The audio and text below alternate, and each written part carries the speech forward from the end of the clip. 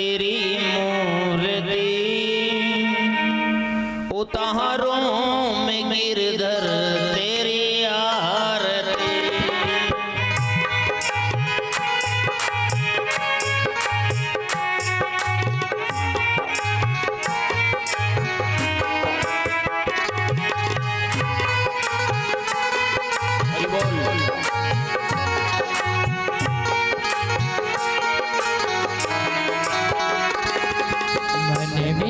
बसा के तेरी मूर्ति, उतारो में गिरधर तेरी आरती।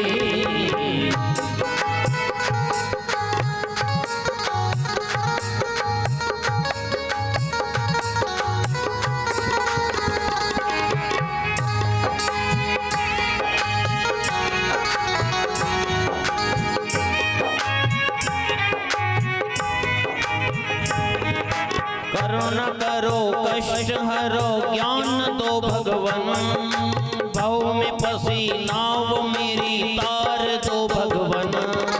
करुणा करो कष्ट हरो ज्ञान दो भगवन, भव में फंसी नाव मेरी तार दो भगवन।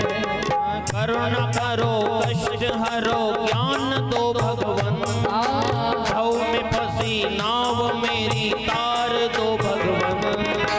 करुणा करो कष्ट हरो ज्ञान दो भगवन, भव में फंसी नाव मेरी तार दो भगवन। दर्द की दवा तुम्हारे पास है, दर्द की दवा तुम्हारे पास है। जिंदगी दया की है भीख मांगती, मन में बसा कर तेरी मूर्ति, तारों में गिरधर आरती। मन में बसा के तेरी मूर्ति, उतारों में गिरधर तेरी आरती। हरि बोल।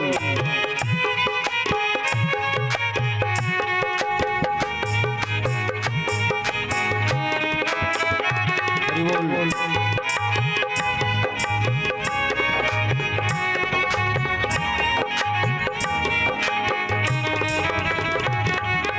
मांगो तुझसे क्या मैं यही सोचूं भगवन, जिंदगी जब तेरे नाम कर दी अर्पण। मांगो तुझसे क्या मैं सोचूं भगवन, जिंदगी अब तेरे नाम कर दे अर्पण। मांगो तुझसे क्या मैं यही सोचूं भगवन, जिंदगी जब तेरे नाम कर दी अर्पण। मांग तुझसे क्या मैं सोचूं भगवन, जिंदगी अब तेरे नाम कर दे अर्पण। सब कुछ तेरा कुछ नहीं मेरा, सब कुछ तेरा कुछ नहीं मेरा। चिंता है तुझको प्रभु संसार की, मन में बसा कर तेरी मूर्ति, उतारो में गिरधर तेरी आरती। हरि बोल।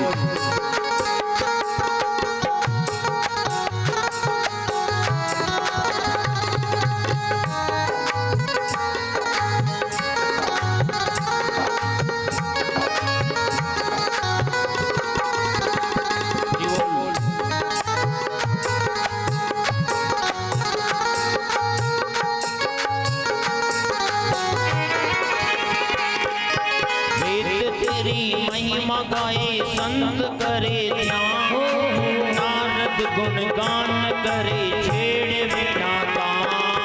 वेद तेरी महिमा गाए संत करे ध्यान, नारद गुणगान करे छेड़े विधाता। वेद तेरी महिमा गाए संत करे ध्यान, नारद गुणगान करे छेड़े विधाता। तेरी महिमा गाए संत करे ध्यान, नारद गुणगान करे छेड़े विधाता। तेरे द्वार करते हैं पुकार। तेरे द्वार करते हैं पुकार। दास व्यास तेरी गाय आरती, मन में बसा कर तेरी मूर्ति उतारो में हृदय तेरी आरती। मन में बसा कर तेरी मूर्ति, में हृदय तेरी आरती।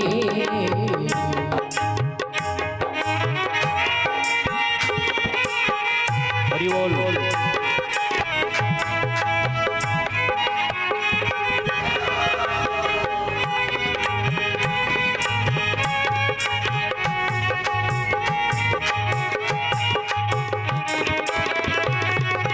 कर्पूर गौरम करुणावतारम संसार सारम भुजगेन्द्रहारम सदा वसंतम यदयारविन्दे भावं भवानी सहितं नमामि।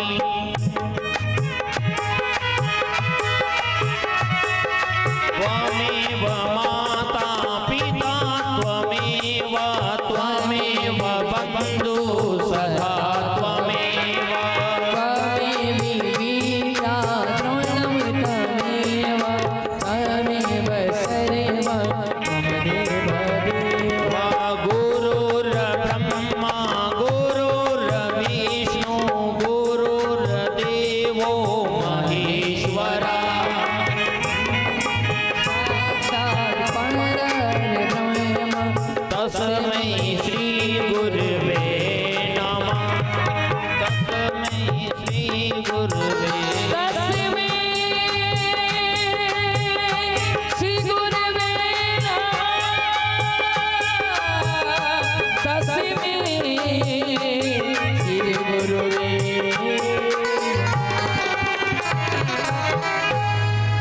शीतले तुम जगत माता शीतले तुम जगत पिता शीतले तुम जगत दात्री शीतलाय नमो नमः। पुष्यो देवाभिवन्दनमस्ते देवाभिवन्दनम् आत्माभिवन्दनं परमात्माभिवन्दनं स्वात्माभिवन्दनं। हस्ते गन्धाक्षर पुष्पाणि गृहीत्वा अयगिरि नन्दिनि नन्दितमे दिनि विश्वविनोदिनि नन्दिनुते। गिरिवर विंध्य शिरोह निवासिनि विष्णु विलासिनि जिष्णुनुते। मैया विष्णु विलासिनी विष्णुपते मैया विष्णु विलासिनी विष्णुपते। भगवती है सिद्धिकंठ कुटुम्बिनी भूरि कुटुम्बिनी भूरि कृति। मैया भोरे गति जय जय हे महिषासुरमर्दिनि रम्यकपर्दिनि शैलसुते। मैया रम्रपरर्दिनि सेविसुते मैया रम्रपरर्दिनि सेविसुते। सुरवर वर्षिणि दुर्धर वर्षिणि दुर्मुख वर्षिणि हर्षरति। मैया हर्षरते त्रिभुवन पौषिणि शंकर तौषिणि किलमित मोहशिणि कोहशिरति। मैया यल्मिति मोशिनि रोशिरति मैया यल्मिति रोशिनि रोशिरति।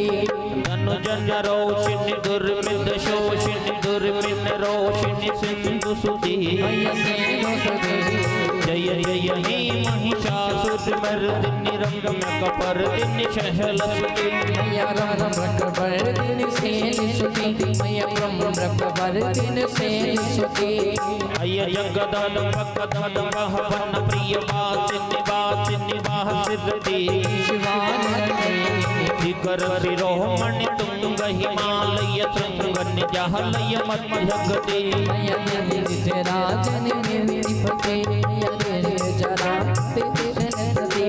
मधु मधुरी मधुकी टपगंजिनि महिष विदारिणि रहस्यरति। लीलाशिरते जय जय हे महिषासुरमर्दिनि रम्यकपर्दिनि शैलसुते। मैया रम्रपरर्दिनि सेविसुते मैया रम्रपरर्दिनि सेविसुते।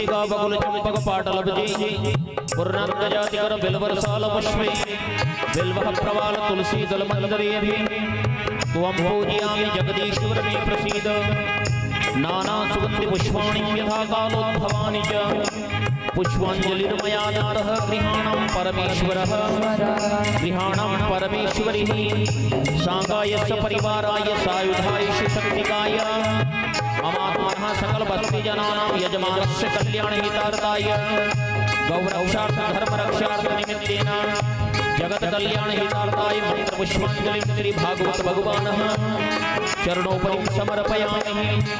अब हम परिकृपा करो हे जगत की आधार पुष्पांजलि अर्पण करो ग्रहण करो भगवान हाथ जोड़ विनती करो शरण नमांसि सब अपराध की वंदना क्षमा करो जगदीश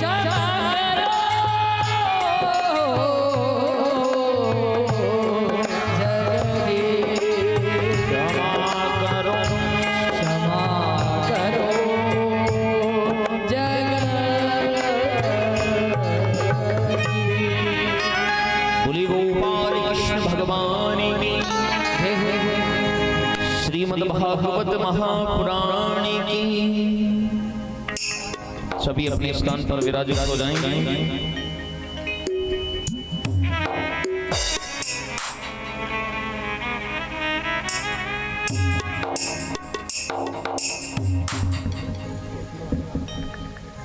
सभी प्रेम से अपने स्थान पर विराजित हो जाएंगे। राधे राधे हरि हरि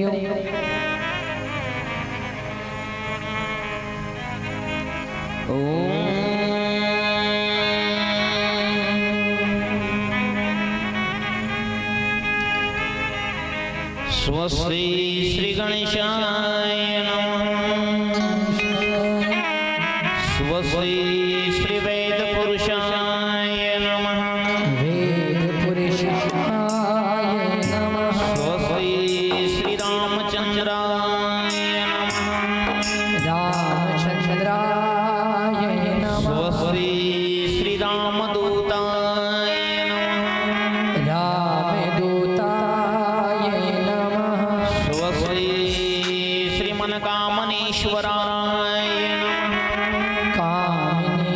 कामनेश्वराय नमः।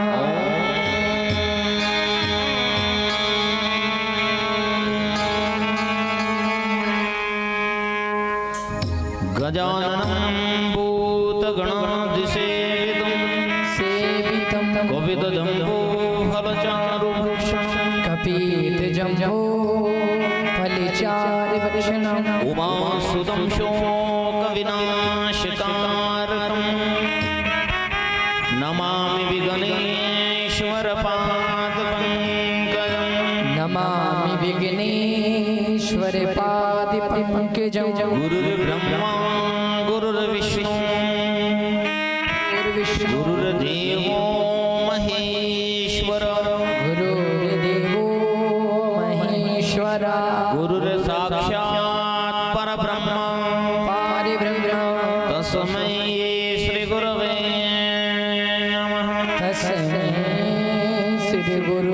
नमः। नारायणं नमस्कृत्यं नरं चैव नरोत्तमं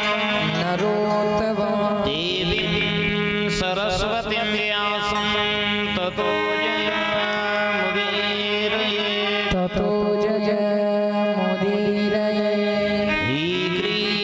करुणा सिंधु दीनबंधु जगतपते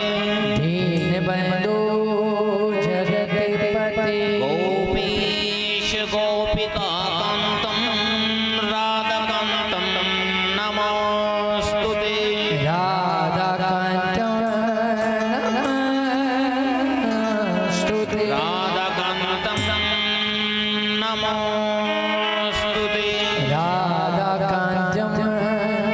नमोस्तुते। तप्तकाञ्चनं गौराङ्गी राधे वृन्दावनेश्वरी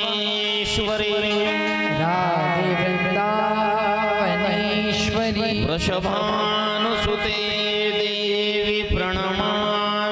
हरे प्रिय हरि प्रिय वंदे देव उमापतिं सुरगुरु सुरगुरु वंदे जगत कारणं जगत कारण वंदे पन्नगभूषणं मृगधरं वंदे पशूनां पतिं वन्दे पशूनां पते वंदे सूर्यशशङ्कवह्निनयनं वंदे मुकुन्द प्रियं वन्दे मुक्तेन्दप्रियं वंदे भक्तजनाश्रयं च वरदं वंदे शिवं शङ्करं वन्दे शिव शङ्करं वंदे शिवं शङ्करं वन्दे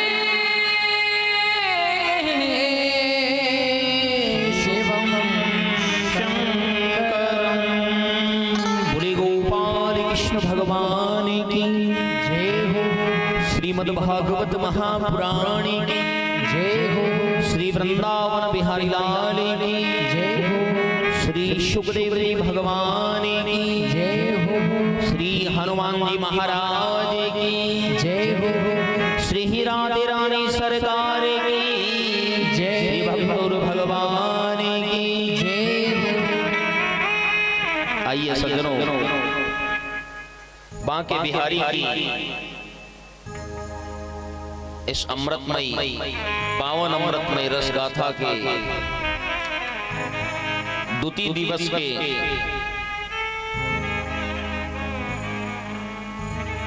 रात्रिकालीन सत्र में प्रवेश करते हैं। विराजी सभी भक्त एक बार प्रेम से बोले भक्तों भगवान की जय हो अपने अपने माता पिता गुरुदेव की श्रीमद् भागवत महापुराण की जय हो आइए परमात्मा के श्री चरणों में कुछ पल के लिए नमन करते हैं। बोली भागवत महापुराण की जय हो विठल विठल विठला हरि ओम विठला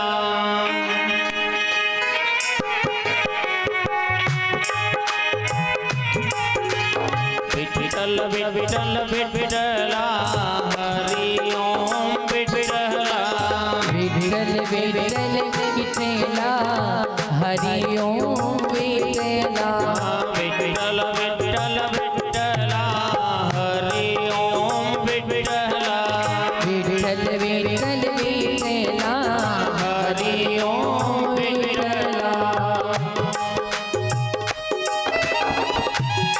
हरि बोल ताली की सेवा बराबर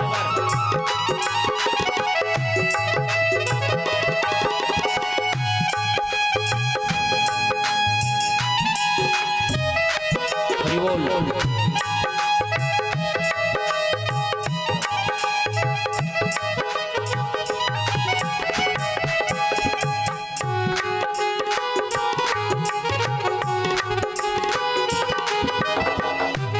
आप सबकी ताली की सेवा में बड़ी कंजूसी हो रही है और आप भी हमारे साथ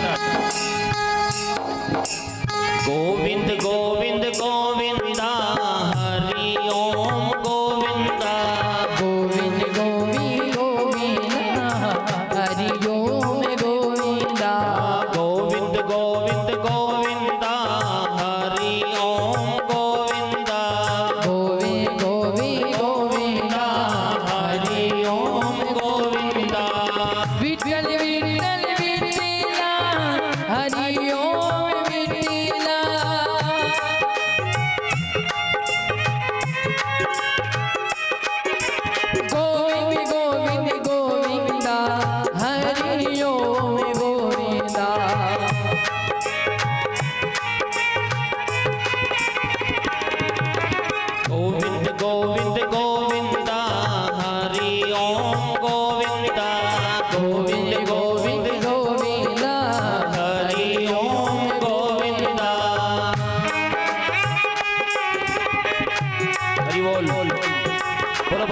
बिहारी लाल की।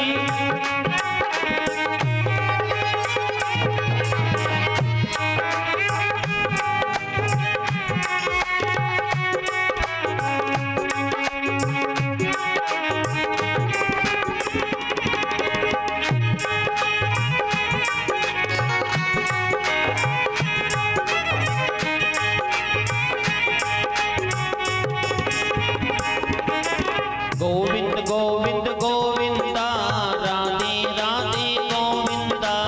गोविंद गोविंद गोविंदा हरि ओम गोविंदा। गोविंद गोविंद गोविंदा राधे राधे गोविंदा। गोविंद गोविंद गोविंदा राधे राधे गोविंदा।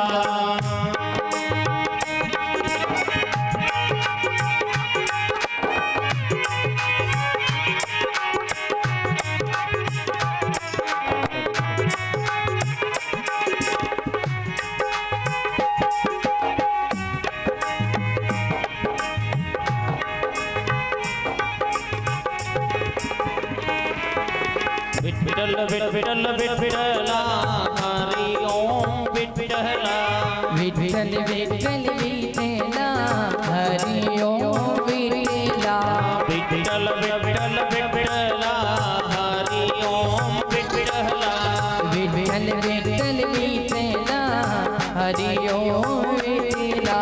गोविंद गोविंद गोविंदा राधे राधे गोविंदा। गोविंद गोविंद गोविंदा राधे राधे गोविंदा। गोविंद गोविंद गोविंदा राधे राधे गोविंदा।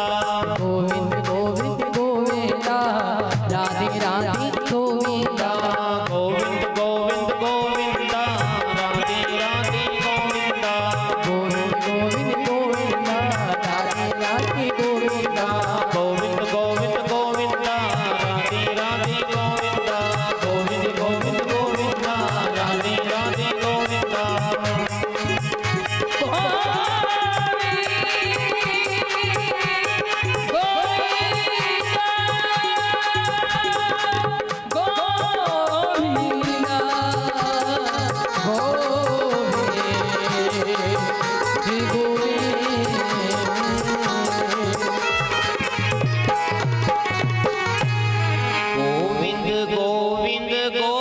गोविंदा राधे राधे गोविंदा। गोविंद गोविंद गोविंदा राधे राधे गोविंदा। गोविंद गोविंद गोविंदा राधे राधे गोविंदा।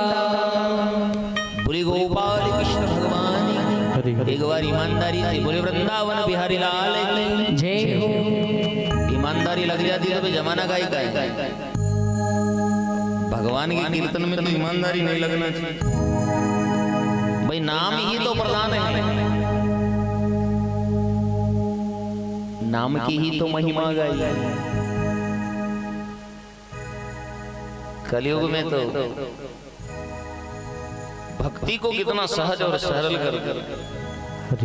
एक बार भी मनुष्य अपने जीवन के आखिरी क्षण में सुखदेव भगवान कहते हैं हे राम हे गोविंद ऐसे कह देता है ना,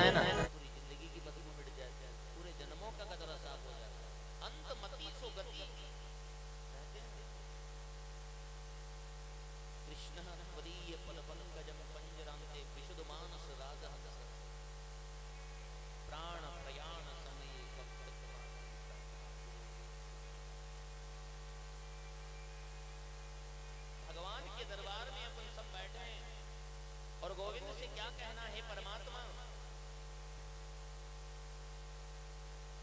आखिरी का समय बड़ा खराब होता है। परीक्षित जी महाराज ने भी तो सुखदेव भगवान से यही पूछा।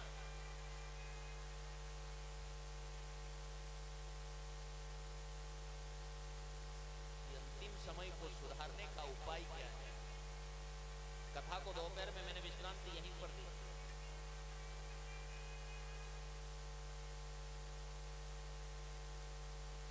सुखदेव भगवान ने कहा था कि राजन एक एक सांस को सुधार लो, जीवन सुधर जाएगा। क्योंकि आखिरी सांस किसकी कब और कहां पर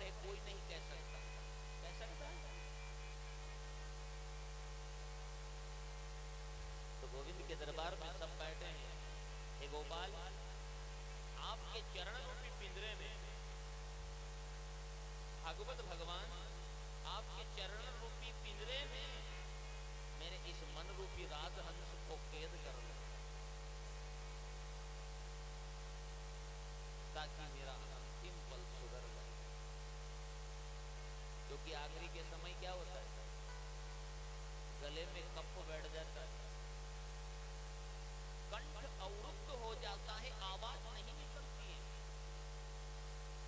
जब इस पंचभौतिक शरीर को छोड़ते हैं तो आवाज बंद हो जाती है, आवाज नहीं निकलती। उस समय इस आत्मा को कितना दुख होता है इससे बाहर निकलने के लिए। उस समय का दुख शरीर को नहीं होता।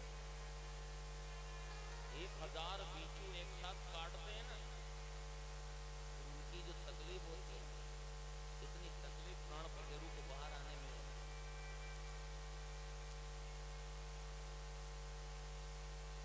गले में कफ बैठ जाता, कंठ अवरुद्ध हो जाता, नजरें इधर उधर चलती हैं, और उल्टा सीधा इशारा हो गया तो पूरे घर को बोल के सारा दिन नहीं समझा। खूब कमाया, आज तक बताया नहीं। उल्टा सीधा इशारा हो गया तो मामला गड़बड़ा ही जाएगा। भगवान से यही कहना है, परमात्मा आपने हमें आपके दरबार में बुलाया है, तो बस इतनी कृपा करना, करुणा कर कि मेरे मन रूपी इस राजहंस को आपके चरणों में बांध लेना, ताकि मेरा जन्म जन्मांतर सुधर जाए। मन तो लगेगा नहीं, कर से कर्म करो विदिनाना, मन रागे हूं जहां कृपा निधान। आप चाहो कि एक ही दिन मन लग जाए तो नहीं लगेगा। ये तो मन रूपी भूत है, क्या है? और ये मन रूपी भूत रोज काम मांगता है। यहाँ पर आ गए तो अभी घर पे चला जाएगा, और घर से गए तो वहां से और बाहर चला जाएगा। पर मन रूपी भूत को राम नाम रूपी खंबे पर उतरने चढ़ने की सजा तो एक न एक दिन ये मन लग जाए।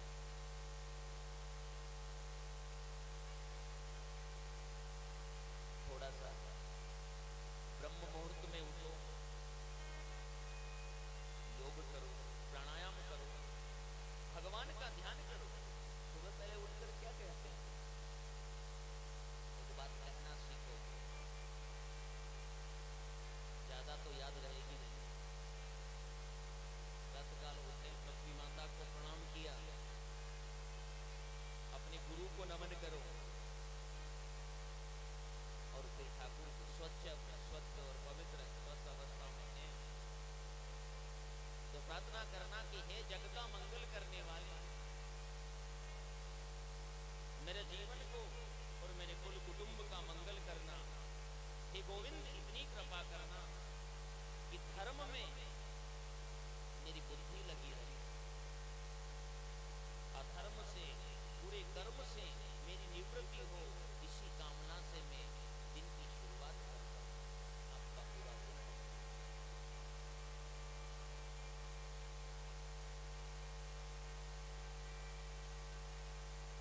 थोड़े समय भगवान का ध्यान करो, आधा घंटा, 20 मिनट, 15 मिनट आंख बंद करके ओम नमः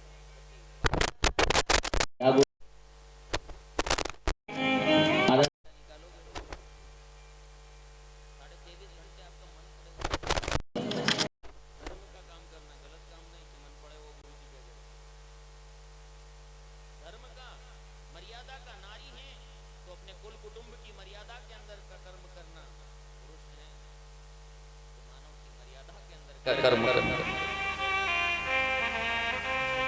15 मिनट रात में जब सोने जाते हैं, चलो दिन में ना बनी,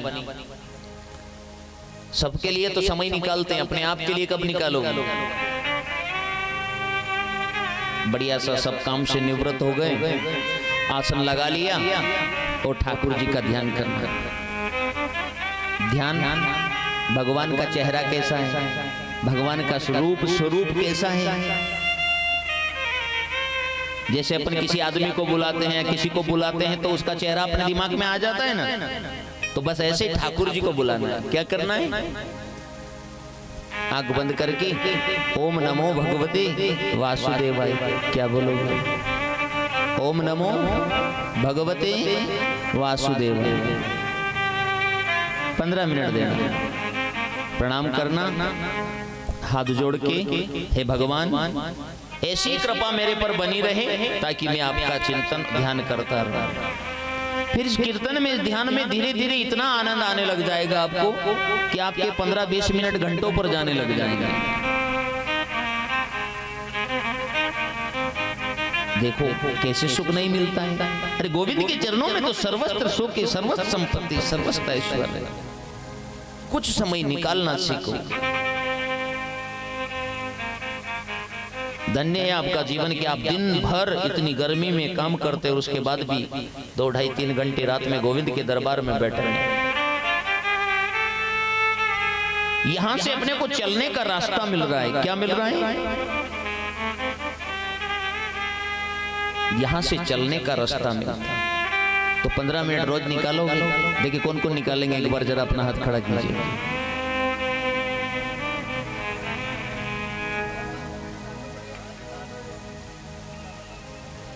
बाकी नहीं निकालेंगे। मतलब ठाकुर जी आ जाए तो, साथ में लक्ष्मी जी ज्यादा आ जाए तो फिर कहां रखेंगे यूं? अरे यही तो जिंदगी है। अरे इस जिंदगी में न संभल पाए, इस जीवन में न संभल पाए तो कब संभलोगे बताओ? अरे भगवान को इस जीवन में न भज पाए तो फिर कौन सा जीवन लोगे जिसमें अपन भजेंगे? ये 4 पैर के पशु है, ये भगवान को नहीं बच सकते। ये तो अपने कर्मों का ही फल भोग रहे हैं। पशु हैं तो वो तो अपने कर्म का ही फल भोग रहा है।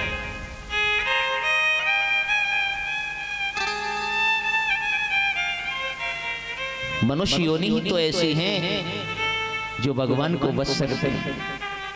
मैंने अभी हाथ खड़ा करने का तो 25% समर्थन आया है। अगर यही कथा अभी बाहर की होती ना तो 100% समर्थन मिल जाता मुझे। और मुझे मेरे ही गांव से उदासी मिली है। जरा एक बार और कौन कौन 15 मिनट ठाकुर जी के लिए रोज निकालने की आदत डालेगा?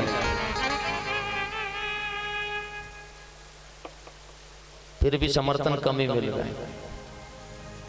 क्योंकि सुन रे बंदे छोड़ के धंधे,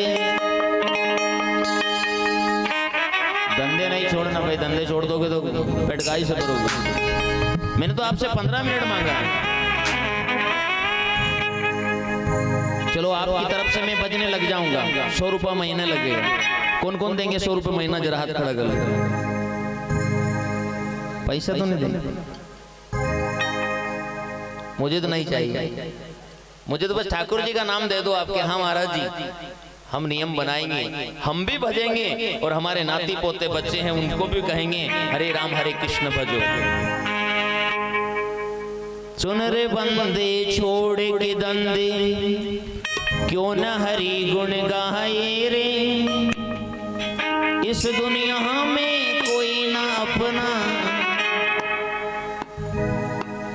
अब जो अपना है उसी का नाम नहीं ले रहे हो तो फिर कौन है आपका? बताओ कौन है? कोई नहीं है। जो अपना है उसी के लिए अपन 15 मिनट नहीं देना चाह रहे हैं, और जो अपना नहीं है उसके लिए आप 23.5 घंटे दे रहे हैं। ना मान ना अभिमान इस धन दौलत का, सबको रात की पोटली बनना है। क्या बनना है? क्या धन दौलत कारे पगले, करता इतना मान रे। मिलते हैं इस मिट्टी में बड़े बड़े धनवान रे।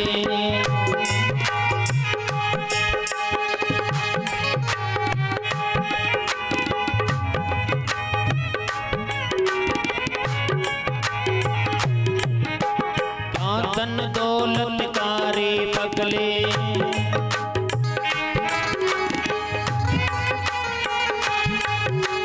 करता इतना महान रे। धन दौलत कारे पगले, करता रे मान रे। मिलते हैं इस मिट्टी में बड़े बड़े धनवान रे। मिलते हैं इस मिट्टी में बड़े बड़े धनवान रे, बड़े बड़े धनवान रे।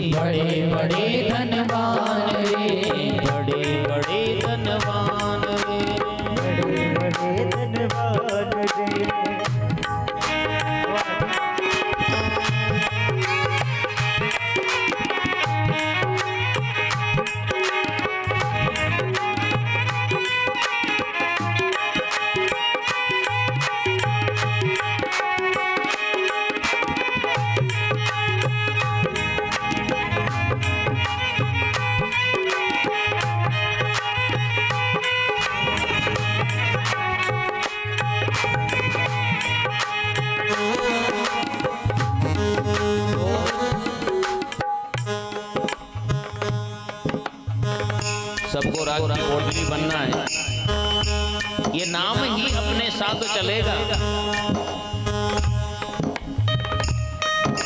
गोविंद का नाम ही अपने साथ चलेगा, राम का नाम ही साथ। पार ब्रह्म ने एक बार विचार किया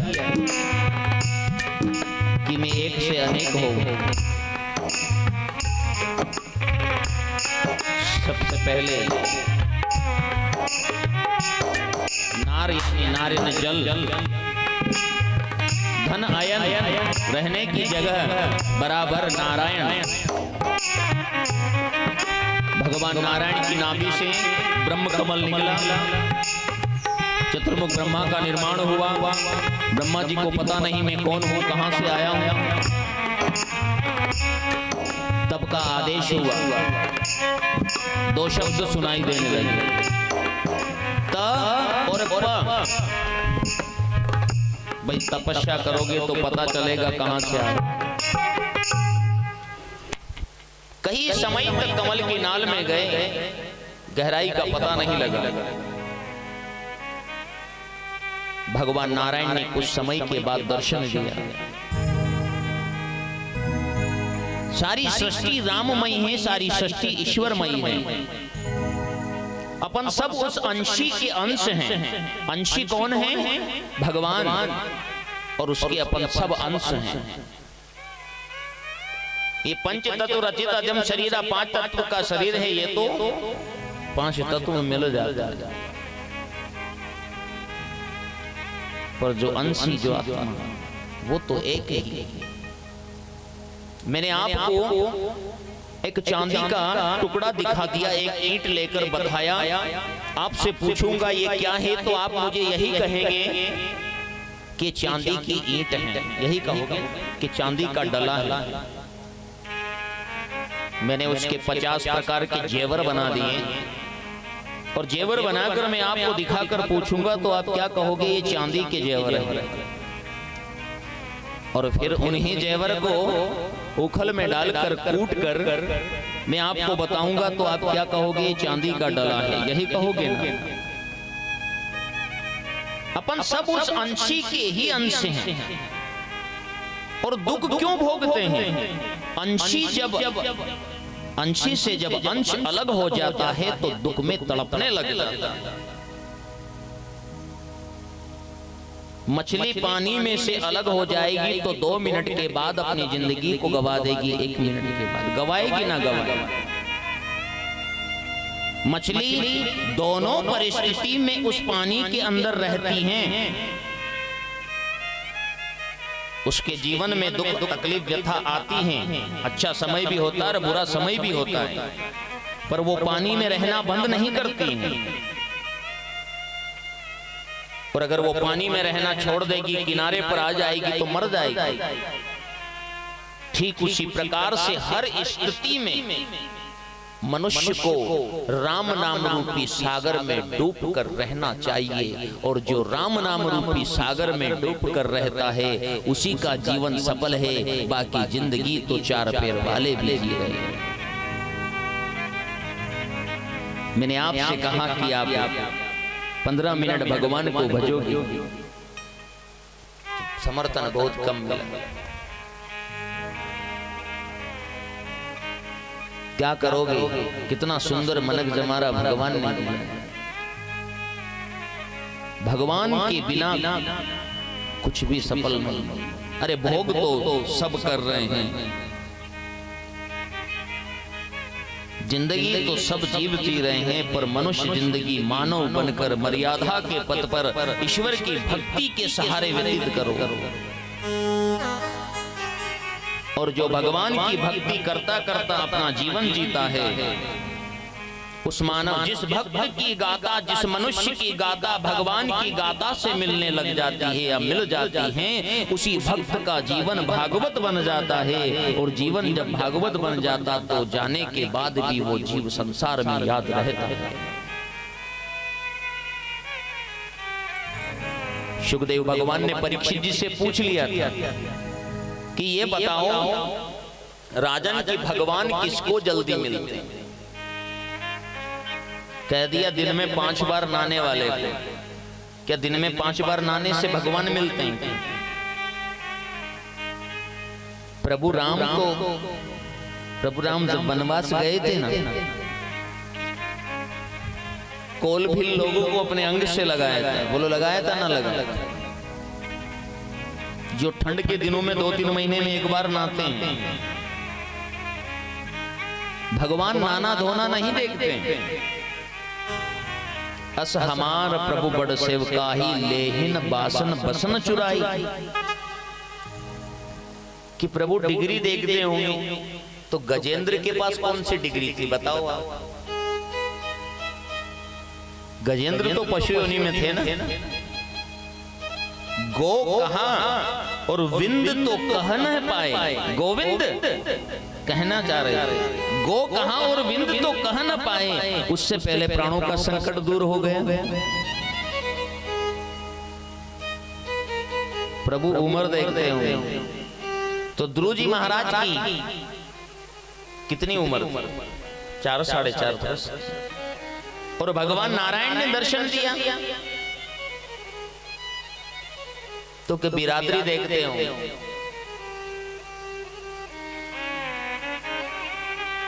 काम जाति विदुरस्थ यादव पते। अरे भगवान ने विदुर जी के घर केले के छिलके खाए।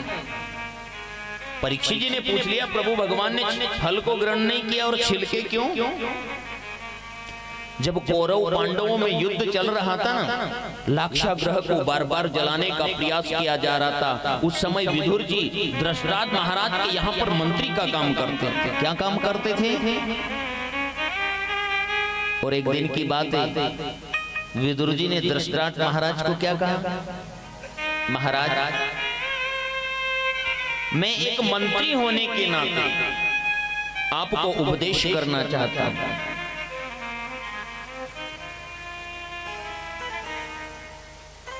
महाराज, अन्याय की बेल पर अमृत का फल कभी नहीं लगता है। क्या कहा? महाराज, पांडव आपसे डरते नहीं, वो तो आपका सम्मान करते हैं। आपके घर पर दुर्योधन कलंक है। क्या कहा? राजनीति संविधान कहता है कि एक राज्य को छोड़ने से देश सुरक्षित रहे तो छोड़ दो, एक गांव को छोड़ने से जिला सुरक्षित रहे तो छोड़ दो, एक घर का त्याग करने से पूरा गांव सुरक्षित रहे तो उस घर का त्याग कर दो, और एक संतान का त्याग करने से पूरा कुल सुरक्षित रहे तो उस संतान का त्याग कर दो। महाराज,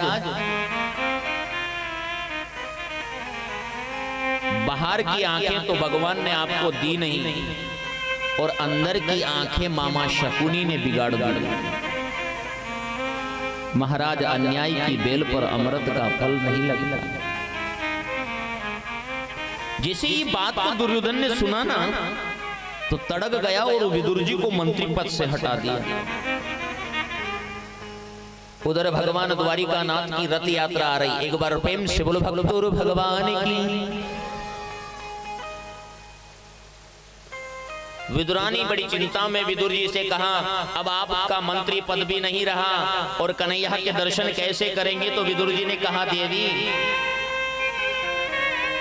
अरे अपनी आंखें चाहे कन्हैया को न देख पाए कोई बात नहीं, पर कन्हैया की एक नजर भी अपने ऊपर गिर गई तो बस आनंद ही आनंद है। भीड़ में दीवाल के पास विदुर विदुरानी देख रहे हैं कि कहीं कन्हैया की नजर मुझ पर गिर जाए। देखते देखते भक्त और भगवान की दो नजरें चार हुई। मानो विदुर जी के तो आनंद के मोर नाच गए। मेरे गोविंद ने कह दिया, विदुर जी मैं आपके घर आऊंगा। इशारा से समझ गए। विदुर जी ने कहा, विदुरानी मुझे ऐसा लगता है कि कन्हैया अपनी गरीब की झोपड़ी में जरूर आएंगे। आप जाओ, घर की साफ सफाई करना, चौका पट्टा लगाना, जरा मैं देख कर आता हूं पांडवों के भाग्य में क्या लिखा है। भगवान ऐसे बैठे, धृतराष्ट्र कृपाचार्य सभी बैठे। भगवान ने दुर्योधन से कहा, दुर्योधन आपको सब दुर्योधन कहते हैं, मेरे लिए तो आप सुयोधन हो। ये बताओ पांडव आपके भाई कि जी केशव काका, जी केशव, तो फिर आधे राज्य के अधिकारी हुए दुर्योधन। तो दुर्योधन तड़क गया, अरे दुर्योधन, एक शांति दूत के साथ किस प्रकार का व्यवहार किया जाए ये भी नहीं सिखाया तुम्हारे माता पिता ने तुम्हें। ऐसा करो कि पांडवों को आधा राज्य मत दो, बस 5 गांव दान में दे दो, मैं पांडवों को 5 गांव से ही संतुष्ट कर दूंगा। दुर्योधन ने कहा, नहीं नहीं केशव, स्वयं ग्रीवनेव दास्याम विनयुद्धेन केशव, स्वयं ग्रीवनेव दास्याम विनयुद्धेन केशव। हे गोविंद, बिना युद्ध से तो पांडवों को मैं सुई की नोक के बराबर भी राज्य नहीं दूंगा, 5 गांव तो बड़े दूर की बात है। भगवान ने कहा, रे दुर्योधन, आपके माता पिता ने आपको यह भी नहीं सिखाया कि शांति दूत के साथ किस प्रकार का व्यवहार करें।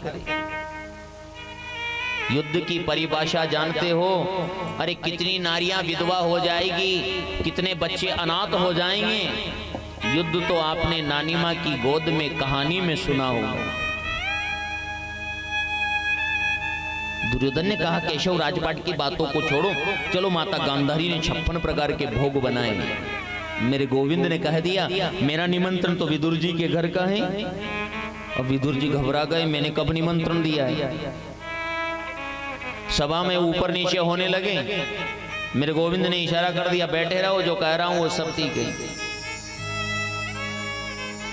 दुर्योधन ने कहा, केशव आप हस्तिनापुर से, द्वारका से हस्तिनापुर सीधे आए हो, और विदुर जी की चिट्ठी कब आ गई आपके? कि जब मैं द्वारका था तब मेरे पास चिट्ठी आई थी कि केशव जब भी हस्तिनापुर आओ मेरे घर का बाल भोग ग्रहण करना। क्या कहा? अब तो विदुर जी ने दौड़ लगा दी। घर में तो कुछ है नहीं, गोप बजरिया जाऊं, माखन मिश्री लेकर आऊं। अब तो कन्हैया ने अपने मुंह से भी कह दिया कि मैं विदुर जी के घर आऊंगा। भगवान ने कहा, अरे दुर्योधन, क्यों दुखी होते हो? भोजन तो 2 अवस्था में किया जाता है, भोग तो 2 अवस्था में लगाया जाता है। कौन सी ये 2 अवस्था?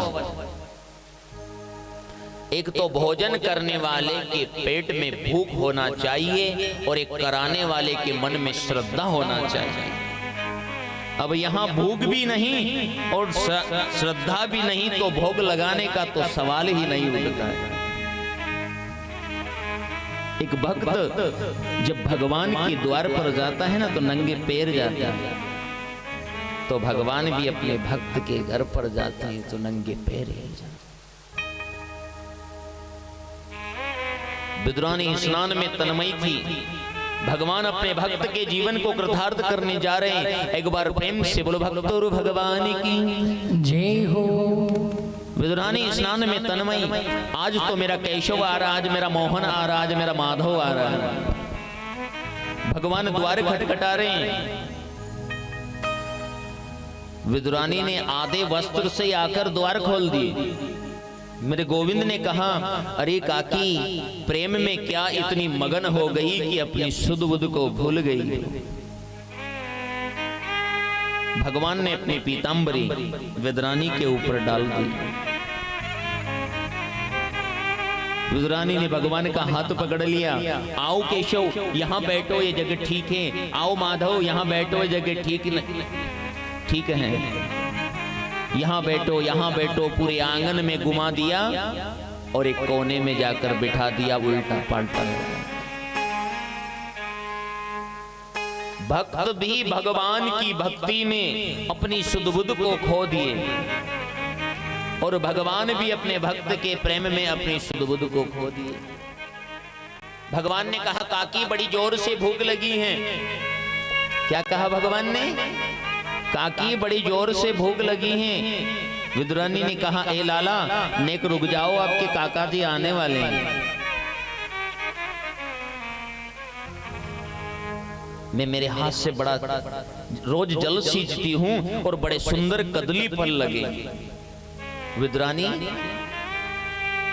केले के वृक्ष के पास गई, घड़ को काटा, कंधे पर रखा और भगवान के पास आ गया।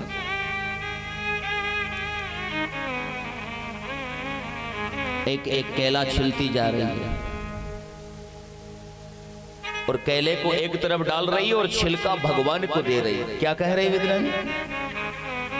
विदुरानी जी को पता नहीं कि मैं भगवान को, कन्हैया को क्या खिला रही हूं, और कन्हैया को भी ये पता नहीं कि मैं क्या ग्रहण कर रहा हूं। एक एक केले को छिलती जा रही है और केले को एक तरफ डाल रही और छिलका भगवान को दे रही और क्या कह रही है? आओ गोविंद मेरो है, गोपाल मेरो है, गोविंद मेरो है, गोपाल मेरो है, गोविंद मेरो है, गोपाल मेरो है, गोविंद मेरो है, गोपाल मेरो है, गोविंद मेरो है, गोपाल मेरो है, गोविंद मेरो है, गोपाल मेरो है।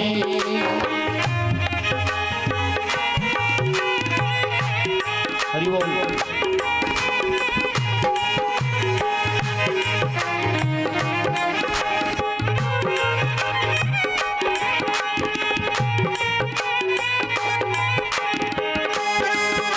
गोविंद मेरो है, गोपाल मेरो है,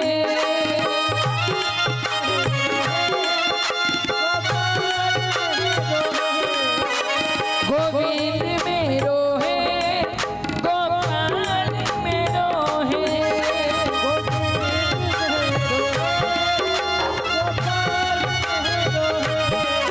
यो तो बंसी बजाइयो नंदलाल मेरो है,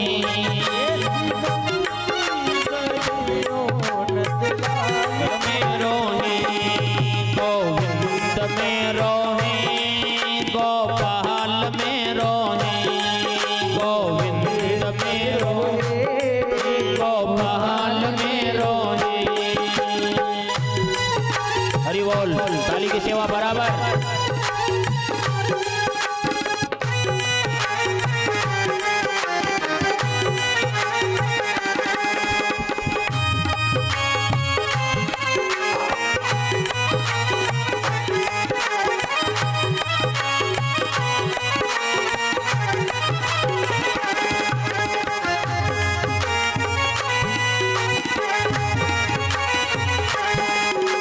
गोविंद मेरो है, गोपाल मेरो है,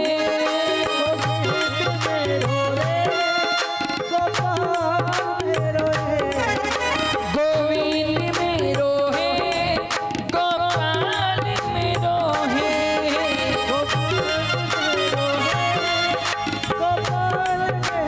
है, यो तो कैया चरइयो नंदलाल मेरो है,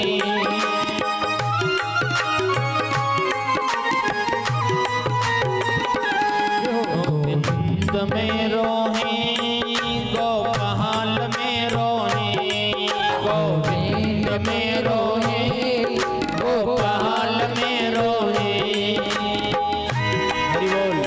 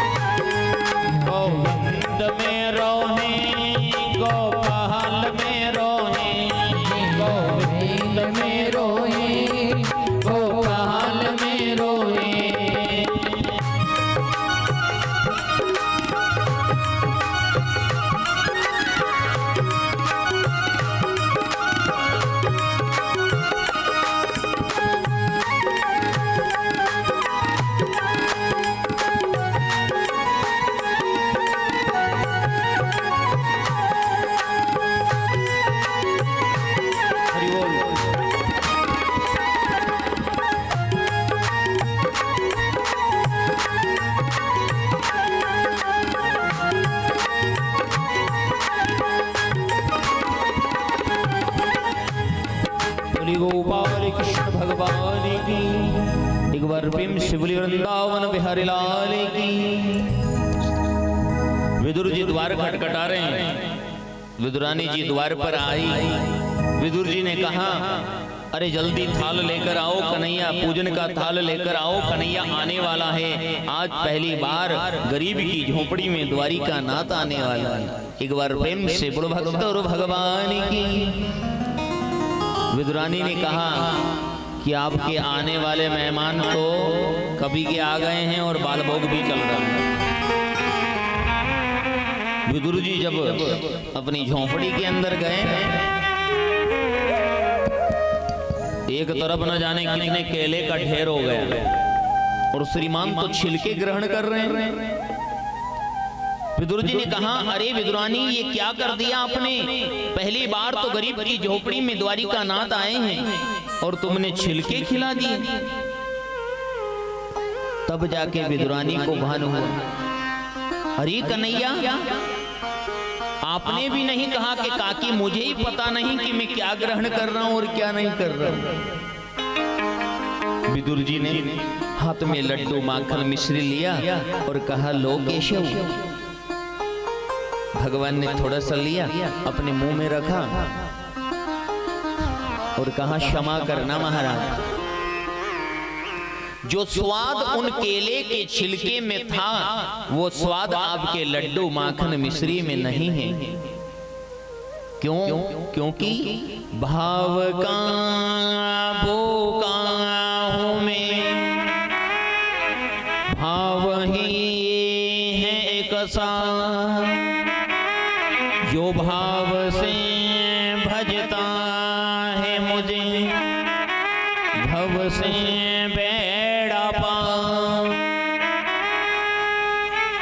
भाव का भूखा हूं मैं, भाव ही है एक सार, और जो भाव से भजता है मुझे, भव से बेड़ा पार।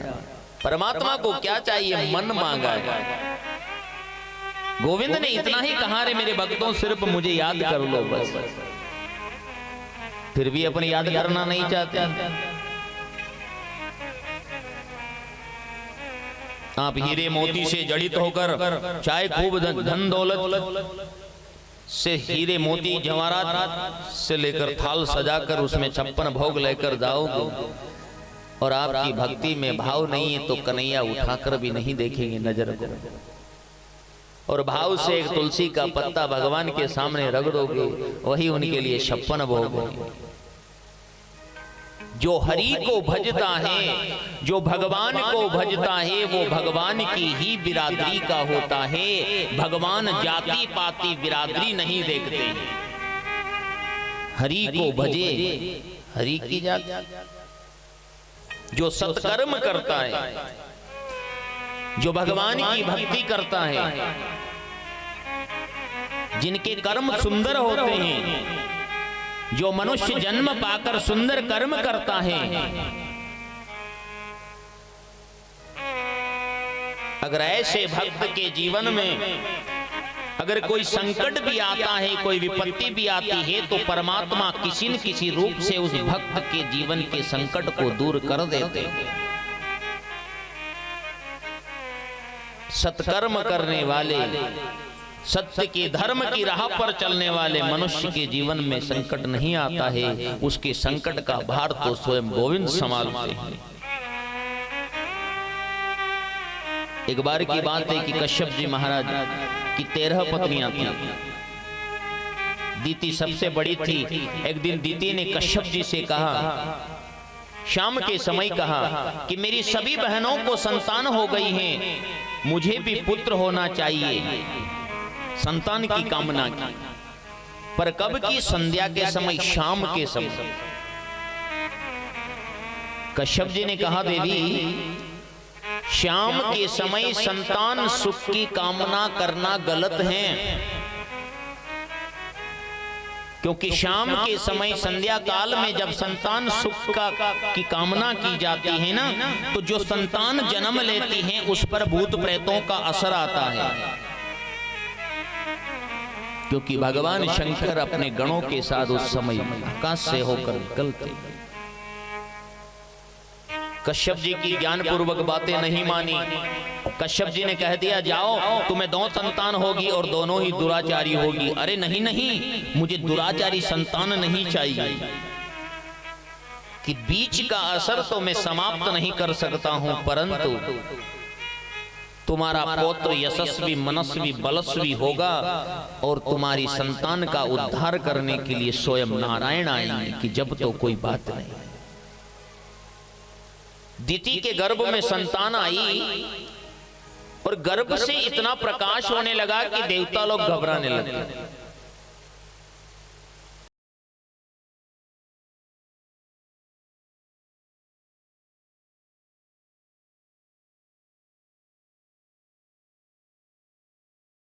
घबराओ नहीं,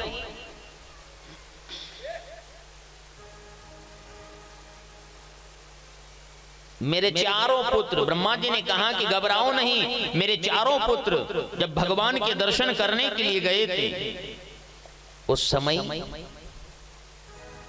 भगवान के द्वार पर कौन पहरा लगाते हैं? कौन पहरा लगाते हैं? जय और विजय दोनों भगवान के द्वार पर पहरा लगाते हैं। जब सनत कुमार जी, सनक सनंदन सनातन सनत कुमार जी जब भगवान के द्वार पर गए ना, तो जय विजय ने उनको रोक दिया, तो सनत कुमारों को क्रोध आ गया। एक पल का क्रोध, अपन तो बात बात पर गुस्सा करते हैं। एक पल का क्रोध 1 वर्ष की तपस्या का फल नष्ट करता है। कितना? 1 वर्ष दान पुण्य करते हैं, 1 वर्ष तप करते हैं, उसका फल नष्ट हो जाता है एक पल के क्रोध से।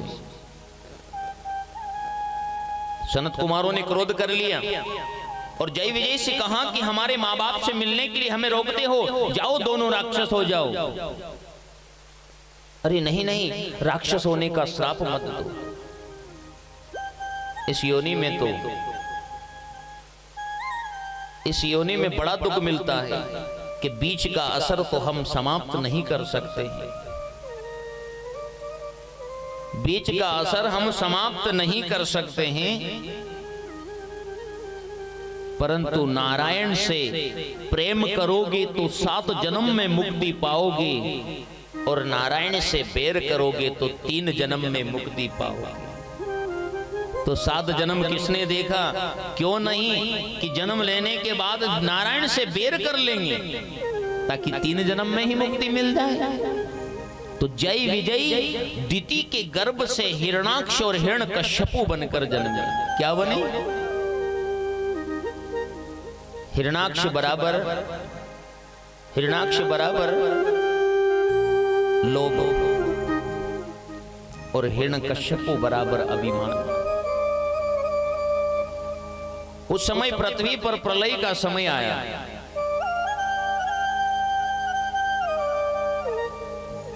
असुरों के कारण देवताओं के जीवन में संकट आया, दुख आया। अब असुर तो दुख ही देते हैं भाई, पहले सिंह वाले राक्षस होते थे, अब बिना सिंह के राक्षस है, और ये जीवन को दुखी करते हैं। काम क्रोध मद लोभ राग द्वेष घृणा ईर्ष्या, ये भी तो जीवन को असुर, ये भी तो असुर ही हैं।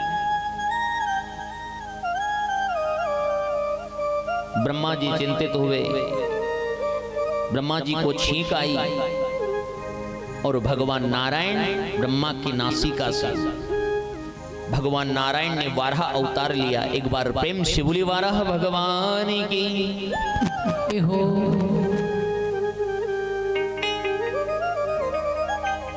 उस समय देवर्षि नारद जी आकाश मंडल से विचरण करते हुए आ रहे थे और सामने से हिरणाक्ष भी आ रहा है। पृथ्वी पर प्रलय का समय चल रहा है, पर यशस्वी जो थे ना, वो तो आकाश मंडल में उड़ने लग गए। देवर्षि नारद जी का हाथ पकड़ लिया। अरे ऋषिवर, वीणा ही बजाना जानते हो कि युद्ध भी करना जानते हो? देवर्षि नारद जी ने कह दिया, भैया मैं ठहरा महात्मा, कोई योद्धा थोड़ी हूं जो युद्ध करूंगा, पर मेरे बाजुओं में बड़ा उत्पाद आ रहा है, मेरे से युद्ध करो। कि मैं तो युद्ध नहीं कर सकता हूं, पर ऐसे योद्धा का पता बताता हूं कि फिर आपके बाजुओं में कभी उत्पाद ही नहीं आएगा, क्योंकि पृथ्वी पर जब प्रलय का समय आया, भगवान का 12 अवतार हुआ, भगवान पृथ्वी को लेने के लिए जल में गए। पृथ्वी जल में जाकर बैठ गई।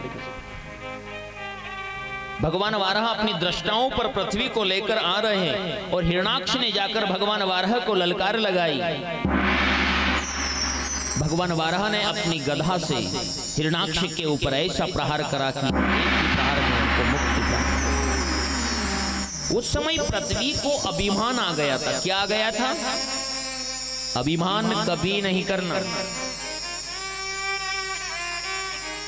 अभिमान करने वाला प्राणी चाहे कितनी ऊंचाई पर चला जाओ, एक दिन उसका अभिमान उसको जमीन पर गिरा ही देता है। किसी भी चीज का अभिमान ना करना। कुछ भी नहीं है अपना, बोलना नहीं, इस बात को गांठ लगा लो। पृथ्वी को यह अभिमान आया कि मेरे बिना तो नारायण का भी काम नहीं चलता है। क्या अभिमान आया? कि मैं जल में जाकर क्या बैठी, परंतु मेरे लिए नारायण को शूकर बनना पड़ा। भगवान ने कहा, अरे पृथ्वी, कोई बात नहीं। जब पृथ्वी पर प्रलय का समय चल रहा ना, उस समय भगवान ने पृथ्वी को ब्रजमंडल का दर्शन कराया। क्या कराया था? ब्रजमंडल का दर्शन। तो पृथ्वी ने कहा, प्रभु अभी तो जहां देखो वहां पानी ही पानी, जल ही जल, और ब्रजमंडल कहां से आ गया? तीर्थों के राजा कौन है? सभी तीर्थों के राजा कौन है? तीर्थराज प्रयागराज। कौन है? याद रखना इस बात। तीर्थों के राजा हैं प्रयागराज, और गुरु कौन है? पुष्कर राज। जितने भी तीर्थ हैं ये सब इन दोनों के यहां पर तोजी जमा करते हैं। क्या करते हैं?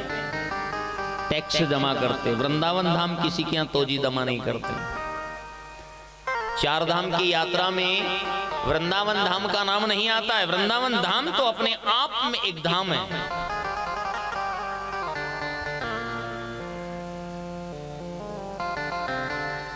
वृंदावन धाम तो अपने आप में एक अलग धाम है।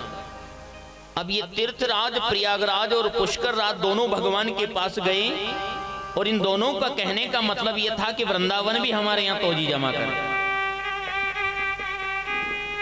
तो भगवान ने कहा, अरे तीर्थराज प्रयागराज, अरे पुष्कर राज, मैंने आपको तीर्थों का राजा और तीर्थों का गुरु बनाया है, मेरे घर का राजा और मेरे घर का गुरु नहीं बनाया।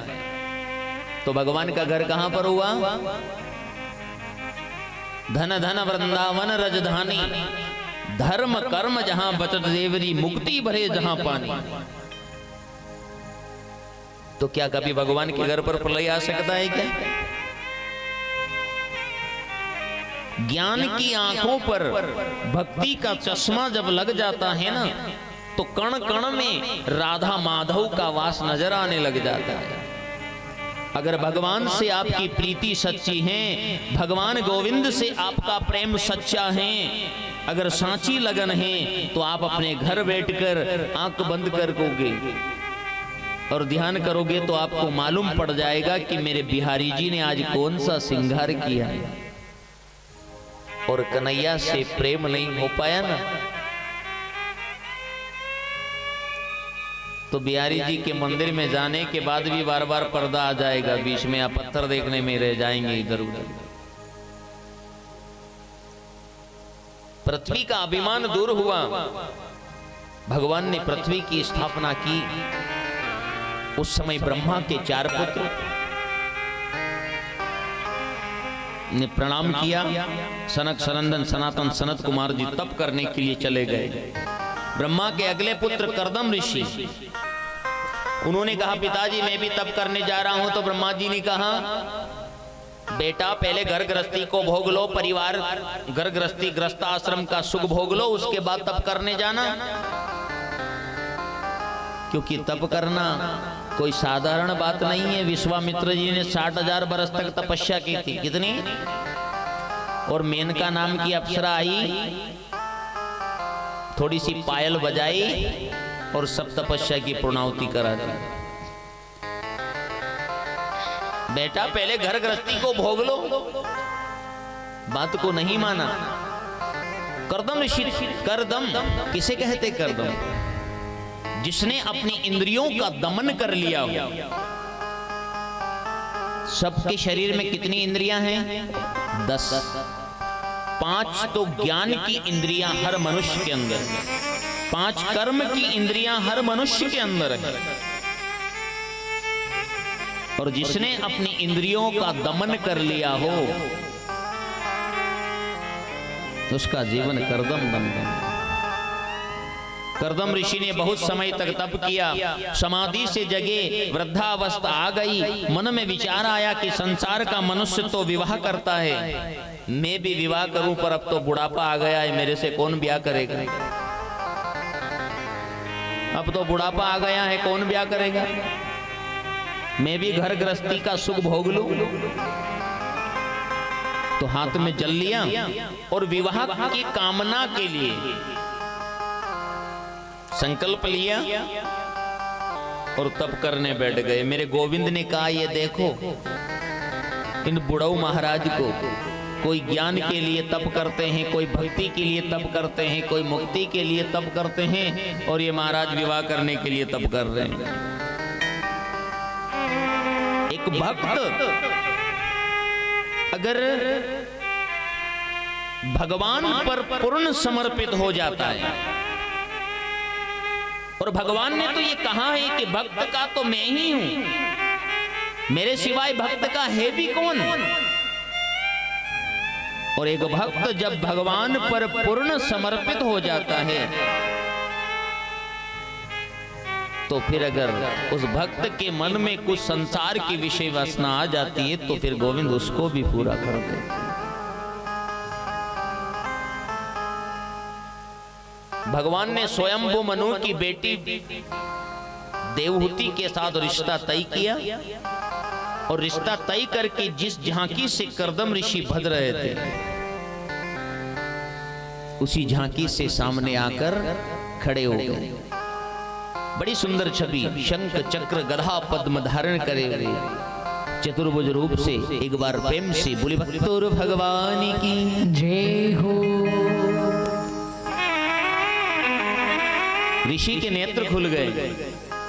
भगवान ने कहा, ऋषिवर मैंने आपका रिश्ता तय कर दिया है, अब यूं कैसे कहे कि मैंने विवाह के लिए तप करा है? पर भगवान से भी कोई बात छुपी हुई नहीं है, यूं कैसे कहे कि मैंने विवाह के लिए तप करा? परम पिता हैं पर बात भी छुपी हुई नहीं है। आज से 15 बरस, ज्यादा नहीं 10 बरस पीछे ही चले जाओ, घर के बड़े बूढ़े जब शादी विवाह की बात करते थे तो नाती पोते उठकर चले जाते थे, शर्म आने। ऐसे ही होता था ना। और अब क्या होता है वो तो आपको भी पता है कि अब नाती पोते तय करते हैं, दादाजी दादी जी साइन कर देते।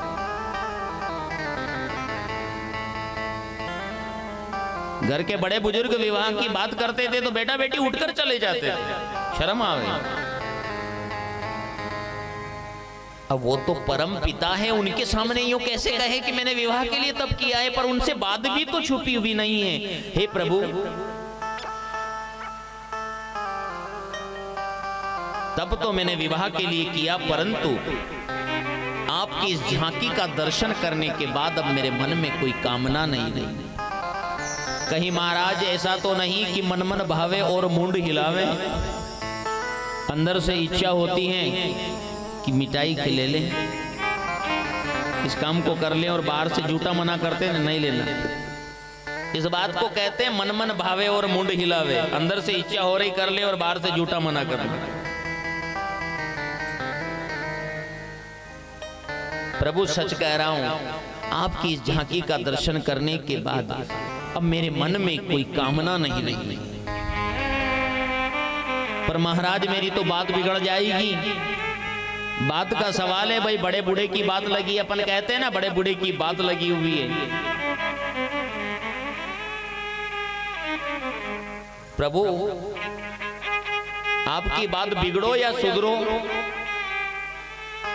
परंतु आपकी झांकी का दर्शन करने के बाद अब कामना नहीं रही। पर महाराज ऋषिवर मुनि मेरी बात खराब हो जाएगी स्वयंभू मनु के सामने, तो प्रभु फिर मेरी एक इच्छा है उसको भी पूर्ण करो।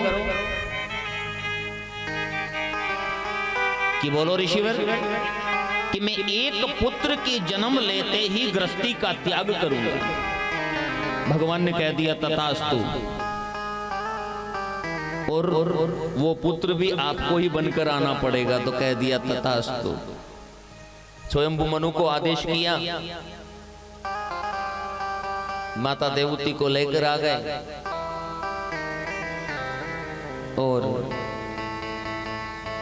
भगवान ने माता देवती का हाथ कर्दम ऋषि के हाथ में रख दिया।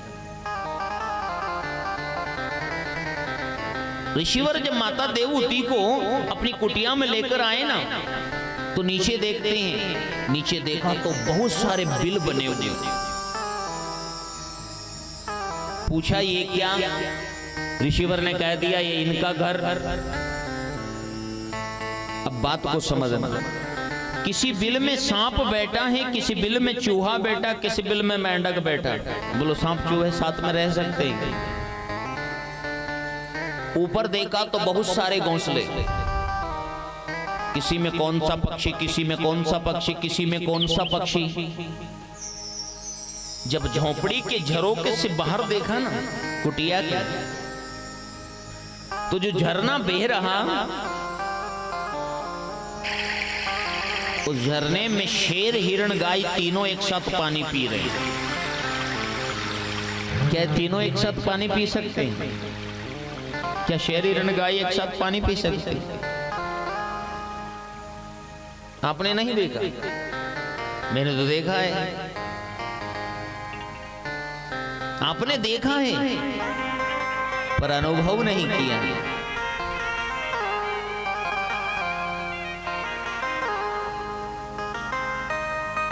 अपने गांव में शिवालय है कि नहीं है? भगवान महादेव जी का मंदिर नहीं है? तो फिर आप सबकी इच्छा हो तो महादेव जी का मंदिर बनाएं। देखिए समर्थन में कौन कौन हाथ खड़े कर रहे हैं। बोलो काशी विश्वनाथ भगवान की। आप सबका भाव है। ठाकुर जी ने चाहा तो बहुत भव्य मंदिर बनेगा। अब महादेव जी का मंदिर नहीं है ना, तो बिल्कुल जरूर है कि कम याद होगा। सांप और चूहा साथ में रहते हैं। अपन भगवान शिवालय में जाते हैं ना, ये दोनों बैरी हैं। बात को समझना, सांप चूहे के बैर हैं। और भगवान शिव जी के मंदिर में जाते हैं तो सबसे पहले गणपति मिलते हैं अपने। कौन मिलते हैं? गणपति का वाहन क्या है? चूहा। तो महादेव जी के गले में क्या बैठा है? अच्छा, इनके अंदर बुद्धि है? बुद्धि नहीं है, बैरी हैं। पर भगवान के द्वार पर जाकर अपने बैर को मिटाकर प्रेम की डोरी में बंध गए। बोलो बंधे कि नहीं बंधे? अच्छा, भगवान महादेव किस पर बैठते हैं? भगवान शंकर। भगवान शंकर का वाहन क्या है? बैल नंदी। तो साथ पास में माता दुर्गा बैठी रहती है, पार्वती माँ। उनका वाहन क्या है? शेर। हाँ, वही अपने गांव की भाषा में। बोलो दोनों साथ में हुए कि नहीं हुए? ये बैरी हैं, इनके अंदर बुद्धि नहीं है। ईश्वर के द्वार पर गए और प्रेम की डोरी में बंध गए। बोलो बंधे कि नहीं बंधे? भगवान लक्ष्मी नारायण के पास चलते हैं। भगवान नारायण किस पर बैठकर उड़ते हैं? गरुड़ पर। और आराम किस पर करते हैं? विश्राम शेष पर। सांप के और गरुड़ के बैर है कि नहीं है? इन दोनों के अंदर बुद्धि है? नहीं है। भगवान के द्वार पर गए, अपने बैर को मिटा दिया और प्रेम की डोर में बंध गए। प्रेम की डोर में बंध गए। बिना बुद्धि का जीव भी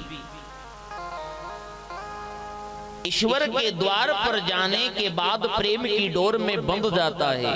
तो बुद्धि से भरा पड़ा हुआ मनुष्य, जिस मनुष्य को सोचने विचारने समझने की शक्ति परमात्मा ने दी है, फिर वो इस दुनिया में संसार में क्यों एक दूसरे से बैर रखता है? जरा विचार करो, अपनी जिंदगी चूहे और सांप से भी बेकार हुई कि नहीं हुई? कर्दम ऋषि की तपस्या का इतना प्रताप था कि उन जानवरों में भी हिंसा नहीं रही। कर्दम ऋषि तपस्या में वापस बैठ गए। तपस्या से जगे, माता देवती की सेवा से प्रसन्न हुए और झरने में लाकर आंख बंद करके खुलवा कर दिखाई तो सामने नौकुंड का महल तैयार हो गया। 16 बरस की माता देवहूति, 20 बरस के कर्दम ऋषि। अब याद तो था कि मेरे एक पुत्र के जन्म लेते ही मैं गृहस्थी का त्याग करूंगा, पर कन्या जन्म गई। अब गृहस्थी को कैसे छोड़ें? एक कन्या जन्मे, 2 कन्या जन्मे, 3 कन्या जन्मे, 4 कन्या जन्मे, 5 कन्या जन्मे। ऋषिवर घबरा गए, कन्हैया मुझे कहां की मुसीबत में बांध गए। अरे गोविंद ने मुझे कहां की मुसीबत में बांध दिया।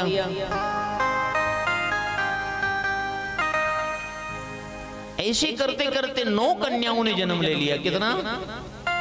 जिसमें से एक ऋषि थी सती अनसुईया, अत्रि ऋषि की पत्नी।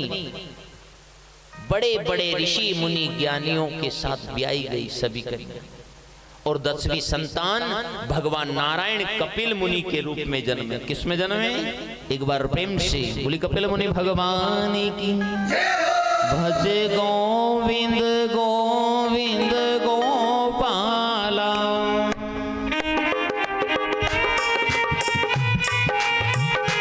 भज गोविंद गोविंद गोपाला।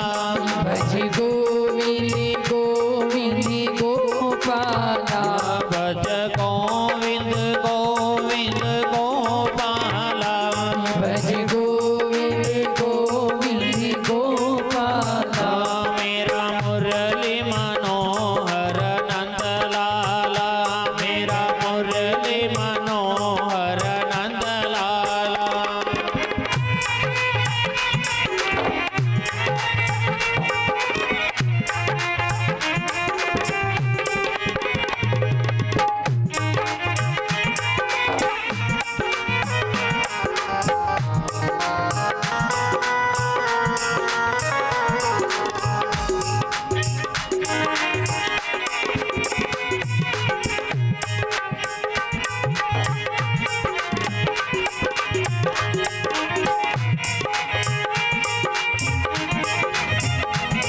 भज गोविंद गोविंद गोपाला। भज गोविंद गोविंद गोपाला। मेरा मुरली मनोहर नंदलाला। मेरा मुरली मनोहर नंदलाला। भज गोविंद गोविंद गोपाला। भज गोविंद गोविंद गोपाला। मेरा मुरली मनोहर नंदलाला, मेरा मुरली मनोहर। हर नंदलाला। हरि बोल।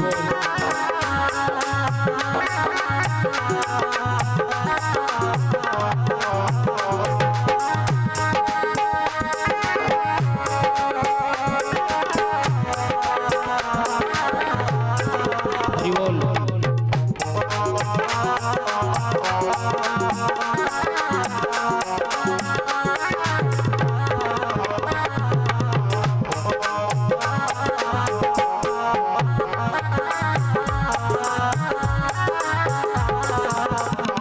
भज गोविंद गोविंद गोपाला।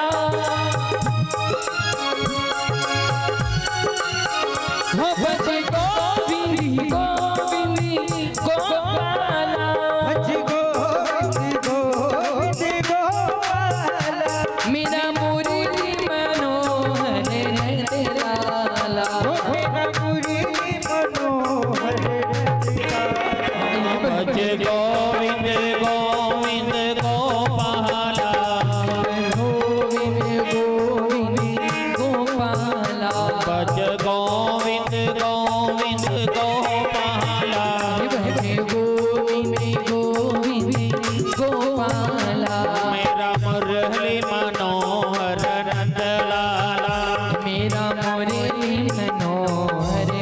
नंद लाला।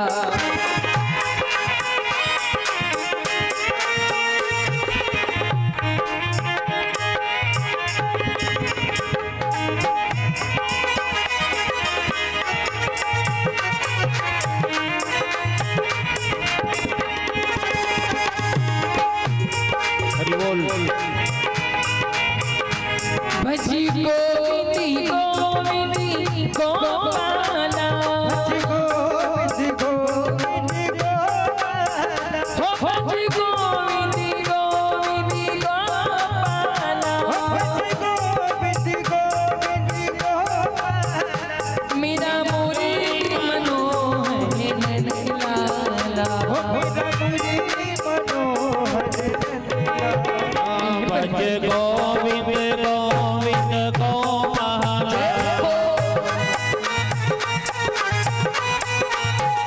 मेरा मुरली मनोहर नंद लाला। मेरा मुरली मनोहर नंद लाला। भज गोविंद गोविंद गोपाला।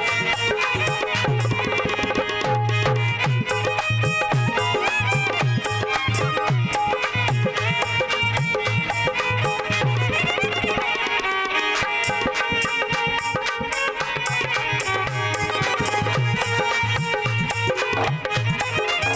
मेरा मुरली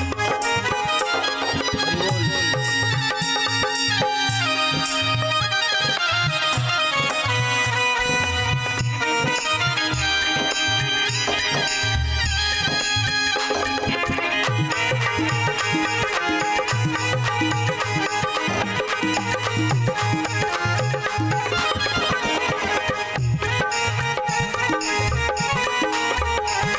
भजी गोविंदी गोविंदी गोपाला। गोविंद गोविंद गोपाला। भजी गोविंदी गोविंदी गोपाला। मेरा मुरली मनोहर नंद लाला।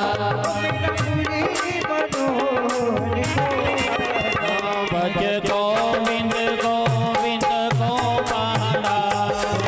गोविंदी गोविंदी गोपाला। मेरा मुरली मनोहर नंद लाला। मेरा मुरली मनोहर नंद लाला। हरि बोल।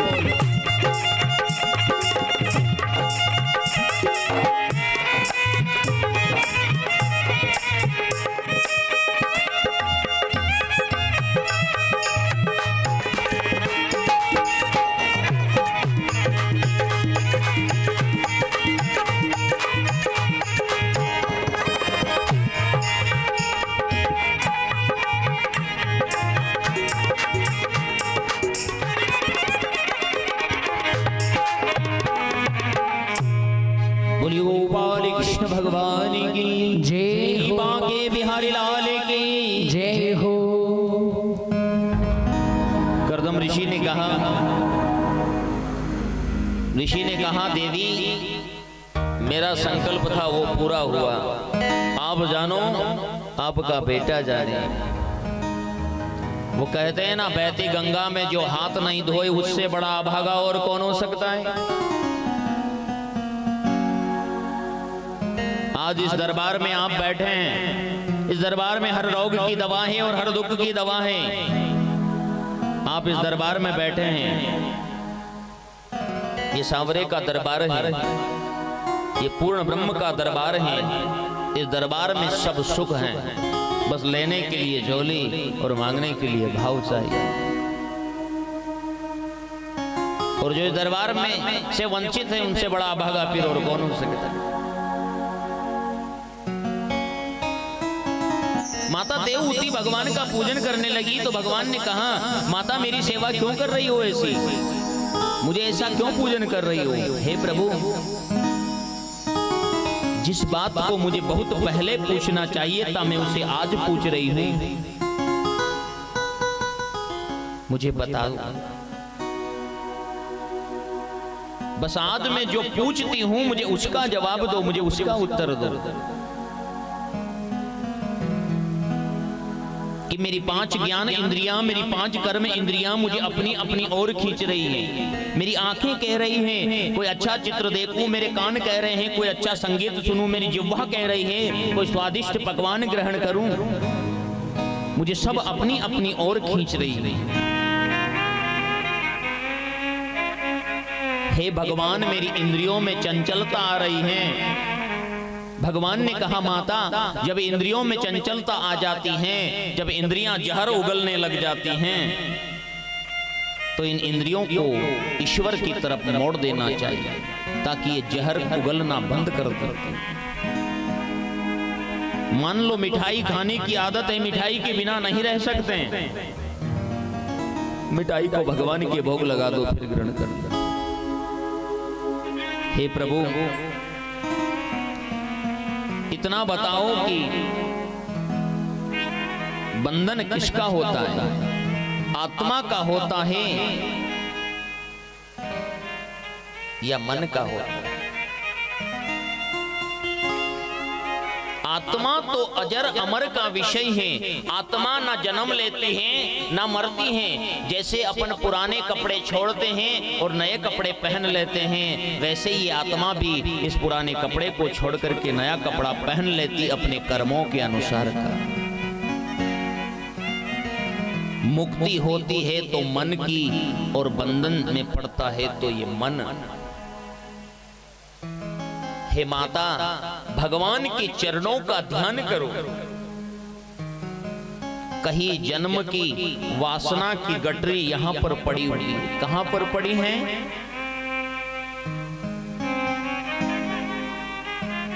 भगवान का दर्शन करने जाते हैं ना आप मंदिर में, कैसे दर्शन करते हैं मंदिर में? बजाई घंटी और राम जी की आंखों में देखना। अच्छा ये बताओ, अपनी आंखें इतनी पवित्र हैं, इतनी साफ हैं कि अपन परमात्मा की छवि को निहार सकते हैं? सबसे पहले मंदिर में दर्शन करने जाते हैं ना, तो सबसे पहले चरणों को देखते। आंख बंद करके एक पल के लिए अपने मन में ये कामना करो कि मेरे राम के चरण मेरे हृदय में आ रहे हैं। क्या कामना करना है आपको? क्योंकि भगवान के चरणों में वज्र अंकुश जो है ना, तो यहाँ पर जो कहीं जन्मों की पाप की गठरी, वासना की गठरी है ना, वो भगवान के चरणों के नीचे जो चिन्ह है ना, उन चिन्हों से कट जाता है। और जब वो गठरी कट जाती है ना, तो मन एकदम निर्मल हो जाता है, साफ हो जाता है, अंदर का कचरा साफ हो जाता है। फिर थोड़े समय के बाद कटी प्रदेश में आना, तीसरी बार में वक्षी स्थल पर, और चौथी बार में नीचे से दर्शन करना प्रारंभ करना, और धीरे धीरे धीरे मुखमंडल तक जाना। फिर देखो दर्शन करने का आनंद कुछ और ही रहे।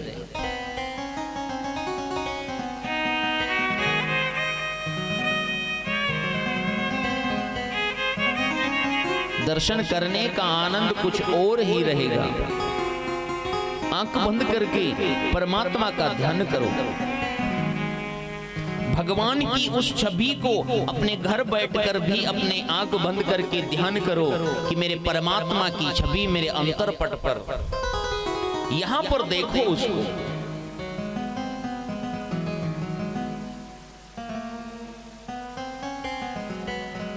ध्यान करने में कोई पैसा नहीं लगता है। अरे मन ही तो मांगा, भाव ही तो मांगा है भगवान ने। भगवान के पास कोई लक्ष्मी की कमी, लक्ष्मी उनके चरण दबाती है। बोलो दबाती कि नहीं दबाती? हीरे मोती जवाहरात की कोई कमी है? नहीं है। बस मन मांगा है और भाव मांगा है।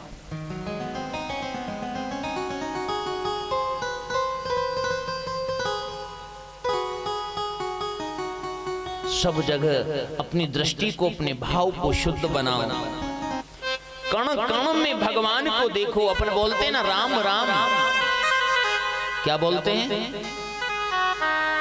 मैं, मेरे अंदर भी राम, और मेरे सामने जो खड़ा है उसके अंदर भी राम।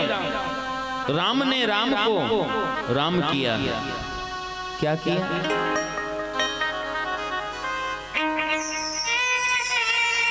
हर जीव ईश्वर का अंश है।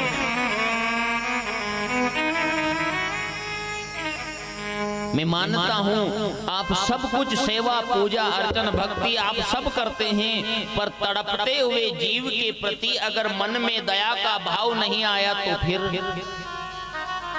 कहाँ है आपकी भक्ति?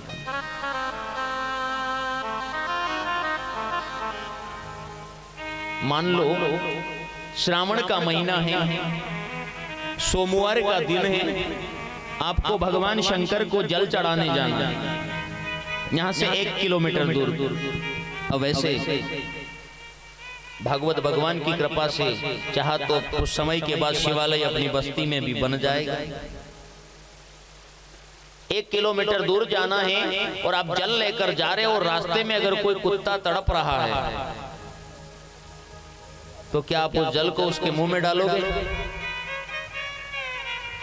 नहीं डालोगे। मेरे को तो महादेव जी के सिर पर चढ़ाना है। जब उस तड़पते हुए जीव के प्रति आपके मन में दया का भाव नहीं आया तो फिर कहां अपनी भक्ति शुद्ध होगी?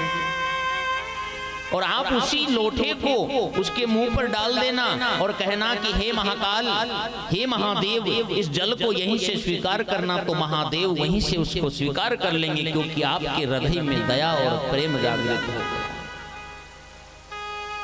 एकनाथ जी महाराज ने यमुनोत्री गंगोत्री से यात्रा आरंभ की, रामेश्वरम गए।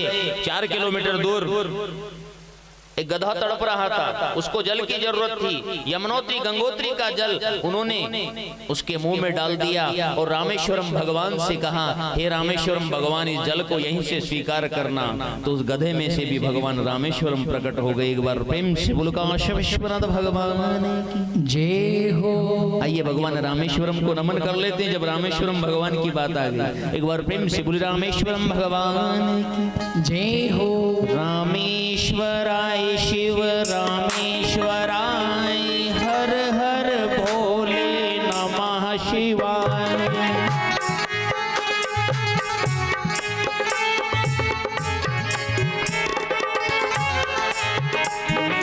रामेश्वराय शिव रामेश्वराय, हर हर भोले नमः शिवाय। रामेश्वराय शिव रामेश्वराय, हरि हरि बोले नमः शिवाय। रामेश्वराय शिव रामेश्वराय, हर हर भोले नमः शिवाय। रामेश्वराय शिव रामेश्वराय, हरि हरि बोले नमः शिवाय। नमः शिवाय ओम नमः शिवाय, नमः शिवाय ओम नमः शिवाय, हर हर भोले नमः शिवाय। नमः शिवाय ओम नमः शिवाय, हरि हरि बोले नमः शिवाय। हरि बोल।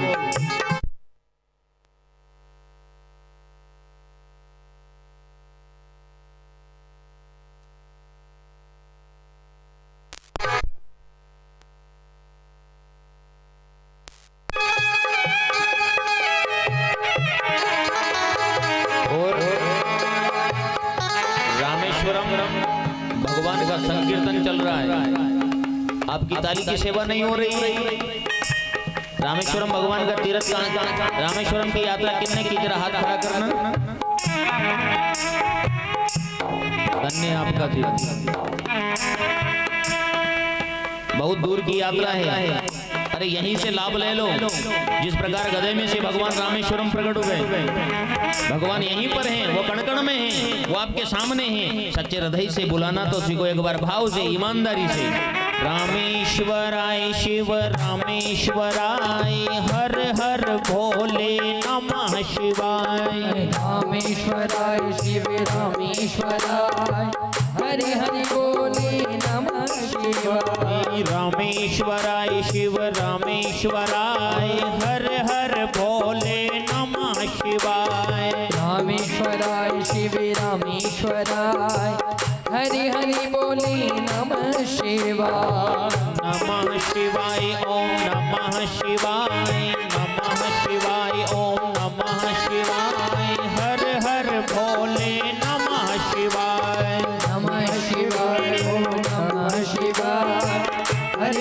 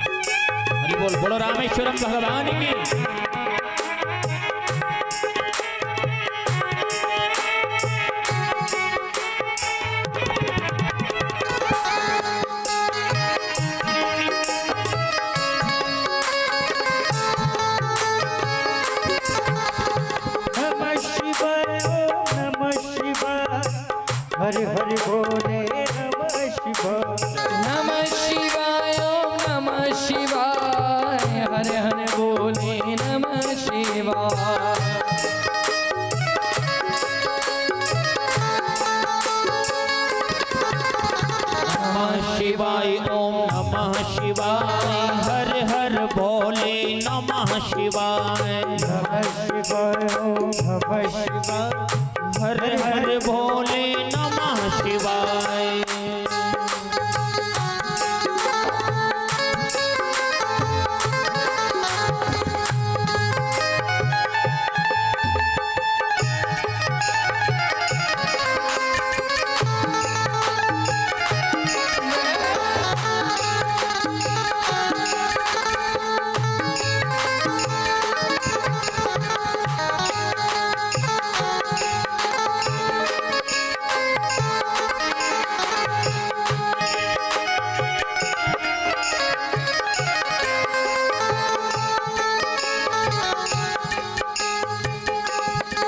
बोले रामेश्वरम भगवान की। तो जीव हाँ 5 मिनट को समय आपको लूँगा मैं।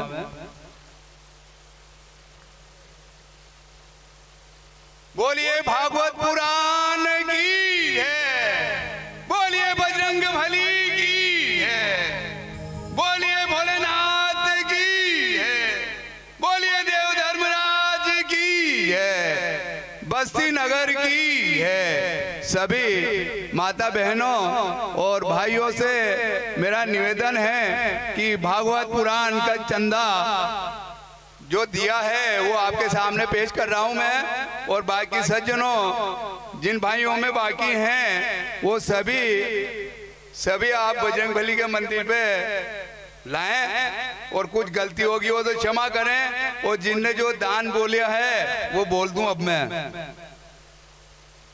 बापूलाल जी सरपंच साहब की ओर से 1100 रुपए, राधे श्याम जी मार साहब की तरफ से 1100 रुपए, और राजू पटेल की तरफ से 1100 रुपए, देवीलाल जी पटेल के 1100 रुपए, राधू दादा पटेल के 1100 रुपए,